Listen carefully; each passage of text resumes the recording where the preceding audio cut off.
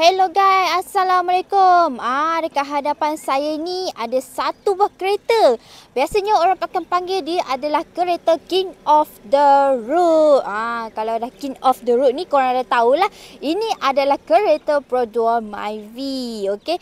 Ini spek dia adalah spek S1, okey, high spec, okey.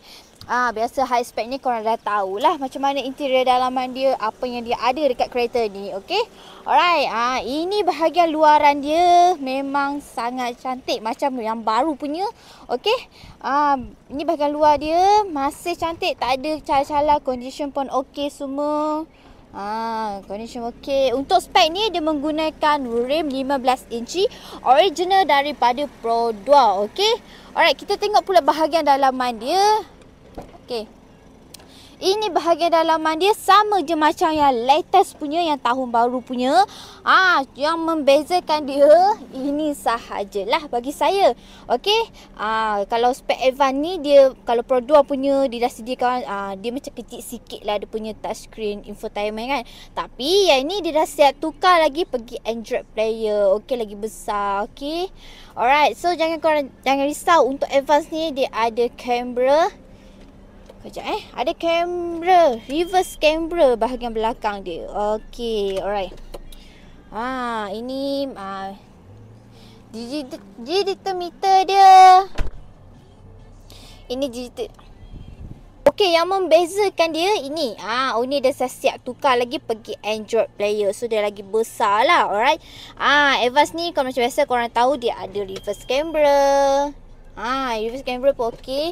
Ini bahagian digital meter dia. Okey, korang tengok mileage dia pun hanya 67,000 sahaja. Okey, full service korang. Alright, ini bahagian dalaman dia. Okey, untuk Advance ni macam biasa dia punya leather, memang seat dia akan menggunakan leather seat. Okey, dia sedikit berbeza dengan bawah spek dia. Okey. Alright, macam spek hash dia akan guna dia akan guna fabric lah. Okey, untuk Advance ni korang kena tahu, Advance ni dia ada smart tag. Okey, untuk dapatkan smart tag ni korang hanya boleh dapat dekat spek hash dengan spek Advance sahaja. Okey, untuk spek bawah-bawah, low bawah tu memang dia tak akan ada spek. Okey. Alright, kita tengok pula bahagian belakang dia.